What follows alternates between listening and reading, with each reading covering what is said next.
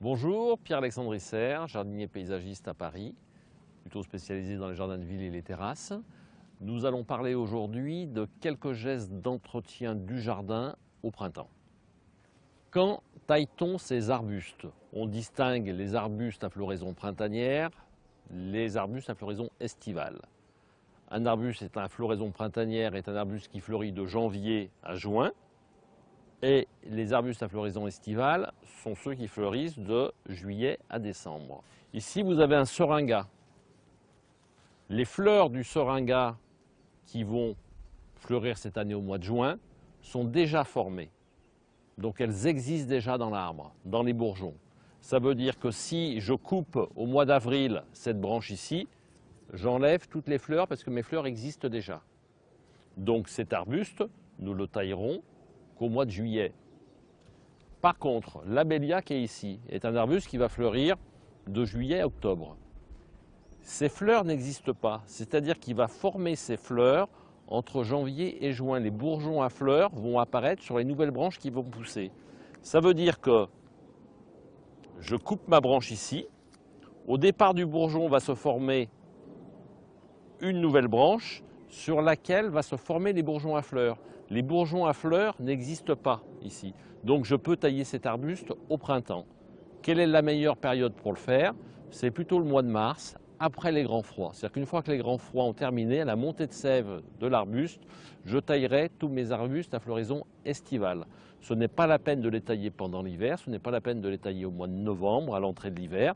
On peut les laisser tranquilles tout l'hiver, sauf si ça vous pose un problème esthétique. Et à la montée de sève, fin février, début mars, mi-mars, en fonction de la région dans laquelle vous habitez, vous prenez votre sécateur et à ce moment-là, vous faites vos tailles sur les arbustes à floraison estivale. Ça, c'est un travail qui se fait au printemps. Nous sommes ici devant un arbre, un chêne, qui s'appelle Kewensis. C'est un chêne persistant qui garde son feuillage toute l'année, sauf si vraiment il fait très très froid, et qui est plutôt adapté pour les jardins de ville. On voit ici qu'il a une vingtaine d'années. Il fait environ 6-7 mètres de haut et on veut garder à ce chêne sa silhouette. Donc on ne veut pas que ce soit un obstacle à la vue, mais par contre que la vue passe à travers. Donc ça c'est très important dans les jardins, si vous voulez, au niveau de la silhouette des arbres et des arbustes, de laisser passer l'œil à travers pour donner de la profondeur au jardin. Donc ce qu'on va faire, c'est comme pour un arbre fruitier, on va couper toutes les petites branches qui sont à l'intérieur, faire pénétrer le soleil dans l'arbre. Ce qui est important, c'est que le soleil pénètre à l'intérieur de l'arbre, ce qui va permettre de limiter le développement de certains champignons, parce que le soleil va sécher l'écorce, et couper toutes les petites branches qui poussent à l'intérieur de façon à redonner une très belle silhouette à l'arbre. Au-delà de -5, les plaies de taille peuvent être endommagées par le gel. Donc le mieux, comme je vous l'ai dit tout à l'heure, c'est en fonction des régions, on commence à tailler son jardin entre mi-février et le mois de mars. Nous sommes sur le gazon, sur le green, et qu'est-ce qu'on a ici? Des plantains. Donc on ne dit plus mauvaises herbes, on dit adventices ou herbes indésirables. Donc le plantain a une racine qui est plutôt pivotante. Alors on pourrait utiliser un produit chimique pour le tuer, mais ça peut très bien se faire à la main.